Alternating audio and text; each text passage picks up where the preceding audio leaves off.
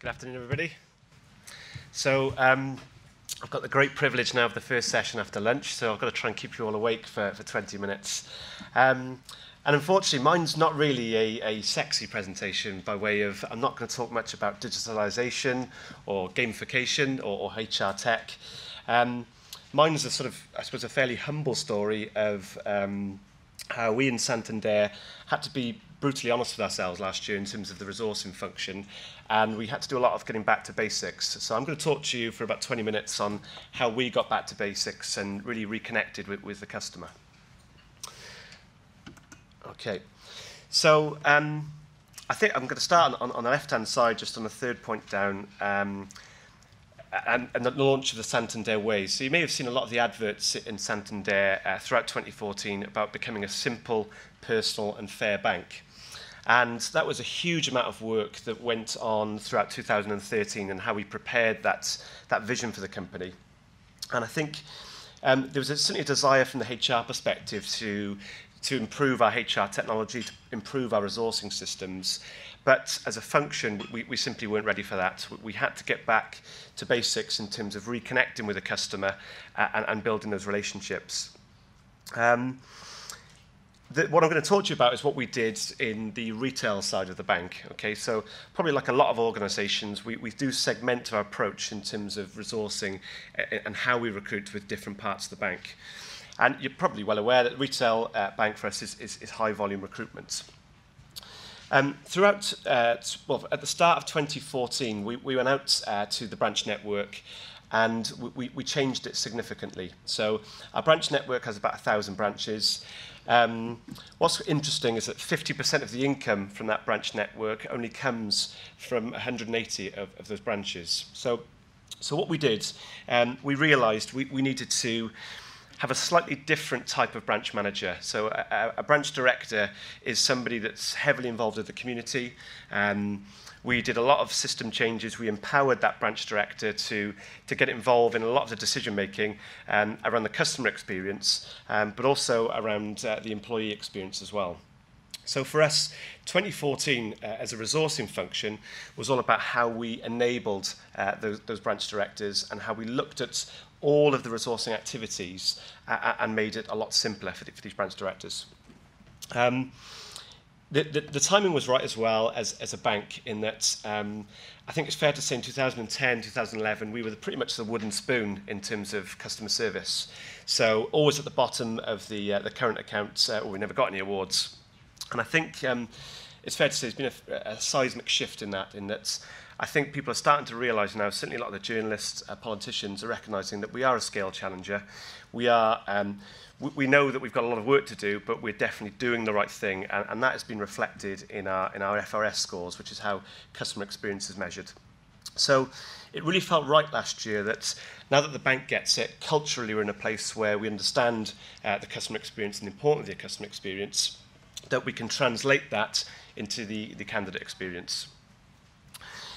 Also as well, so I know we've got lots of large employers here. The HR function itself has been through a lot of change. So what has happened over the last 3 years is that a lot of the responsibilities, if you like, the transactional responsibilities have either been devolved to line management or indeed to our resourcing provider. And that's a good thing. It allows the resourcing function to be a bit more strategic, the HR function to look at the periscope, so to speak. But there are times where you have to take a check and balance and get back to some of the basic things and help the business sort of join the dots, if you like, to enhance that experience.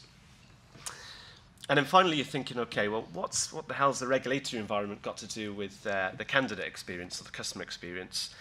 Well, again, the regulatory environment is a complex world in financial services. And just to give you an example of that, the Financial Conduct Authority this year will be bringing out something called the Senior Persons Regime. What that means is that we have to, as a bank, probably a bank of our size, there's about 1,000 roles within the bank and 1,000 people. We have to be very clear and specific on the role they actually perform as a bank. And a lot of this work was born out of the financial crisis in 2008. So That is, it's going to be it's an administrative task, but naturally that feeds into a lot of the resourcing processes. So there's a big ask from our resourcing function in how they can help the business simply getting some role profiles in shape. Now, it doesn't sound like a groundbreaking thing, but as you can see, it can stifle you in some way when you're trying to be agile and try and grasp some of the technology that's it's hugely exciting. So our programme last year, or my role, if you like, was to help the resourcing team connect the three parts of the relationship. And that question we just had there was quite timely. Who is actually responsible? So our answer in Santander, there's three key players in this. So it's the resourcing team, the hiring managers, and obviously the candidate. Okay, so what we needed to do is that we needed to feel that our branch directors, our people that worked in the branches, had their hand on the wheel, if you like, in terms of reshaping some of our policies. So we got together some listening groups, and we engaged with branch directors, our cashiers that work in the bank, our personal bankers, and said, look, what do we need to do in terms of attracting talent, in terms of this process? How does it feel for you? So we did a series of workshops, and they were quite telling in that we'd done a lot of work in the bank in becoming more simple, personal and fair. We were no longer a bank that talked about sales, that talked about targets, but it was much more about deepening customer relationships. But our job adverts and our role profiles didn't reflect that. So like a lot of organisations, we've devolved, if you like, the role profile in that it's owned by the business. And the science behind that is that the business knows that role profile better than the HR function does. But I suppose where HR and resourcing have a part to play is bringing that role profile to life through the other parts of the employee life cycle. So clearly we need to get into that detail. And I'll talk about that in a second. The relationships with the resourcing partners were not broken. In some parts of the bank, they worked very well. And where there was a strong relationship, we were getting a better candidate experience. And that was playing through into some of the other key metrics, the early unforced attrition, time to hire, time to competence. But we needed to get better at that. We needed to get much more consistent in knowing who our resourcing partners were across the bank. And the processes as well. Some of the processes. It sounds a bit daft, but you're a branch director. You've been recruited into this role where you've been told you're empowered. You are the pillar of that community, so to speak. And you go to Costa Coffee or whatever it is on your way to work, and you find somebody. The service that you get in that Costa Coffee may be absolutely exceptional. So the old world is that you would engage with that potential candidate, possibly meet them at the branch, build that relationship.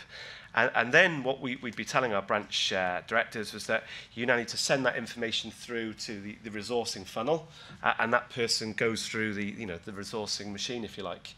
And it's fair to say that was pretty fragmented in that we would build up a relationship, it would go into the machine, and then at the first stage, the candidate may be deselected. So there's lots of work we need to do with our qualifying criteria. And then this played through into our learning as well. So the content, the frequency of the academies that were happening, our branch director said, we just don't understand how this all works in terms of engaging with candidates right through to the onboarding. So lots to do. So I think our strategy was, let's get our house in order before we start embracing some of the digital stuff. Okay. So one of the key messages was that we want to give you some empowerment. So we want to feel like you're involved in reshaping the process.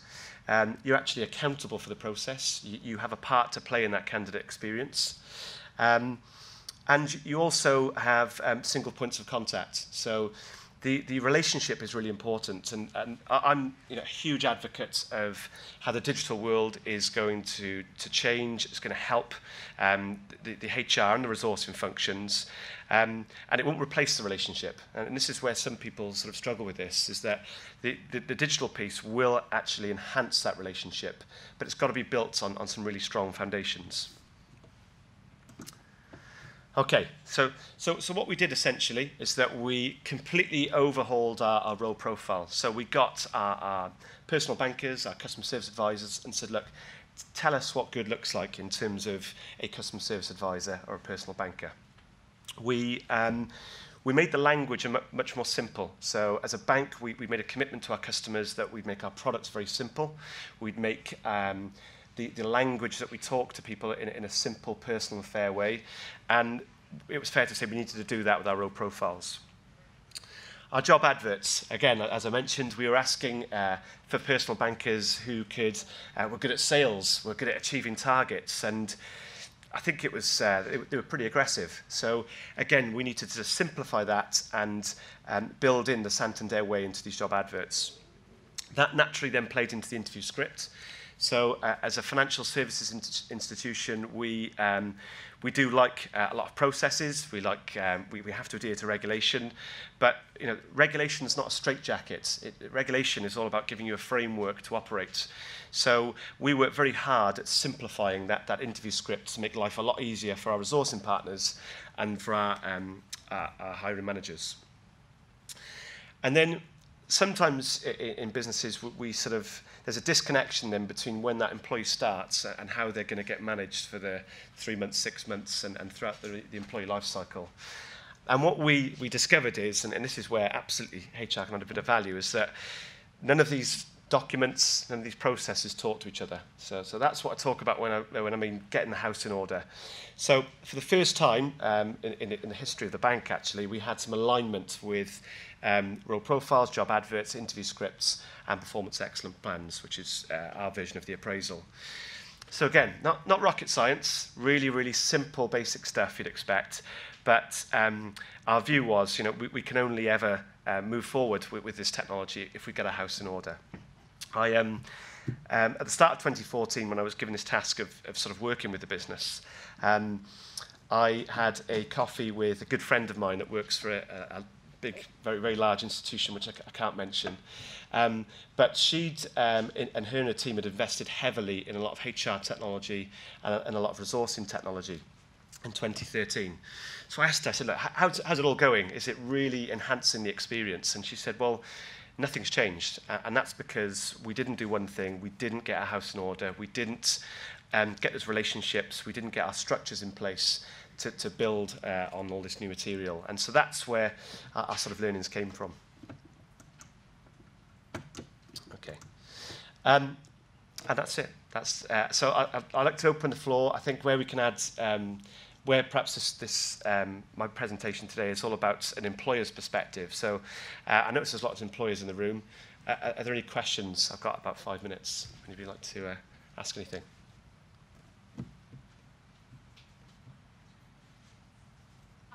Yeah, okay, go for it. What would you say was your biggest challenge in terms of influencing upwards, so to be able to get people kind of up the chain, to be able to think differently? And I used to work for a big organisation and implemented a similar sort of change programme and struggled more to influence upwards than I did perhaps to influence. Yeah, absolutely. So I think where HR departments can really add a lot of value is the organisational knowledge, and Santander is no different to any other organisation. The stakeholder map is very acute, and you've got to be very well aware of that. We managed to connect with the head of retail banking, so we had a window where we said we want to make a difference. And in financial services, we do like numbers, we like metrics. So it was all about how we could position it in a way that this will really add some tangible value. So reducing the time to hire, adding value to the branch director experience, giving people empowerment. Once we turned that into numbers, it was a very, very easy sell, and we had that framework to operate in. But you're absolutely right, stakeholders are very important to manage. Thank you. Hi.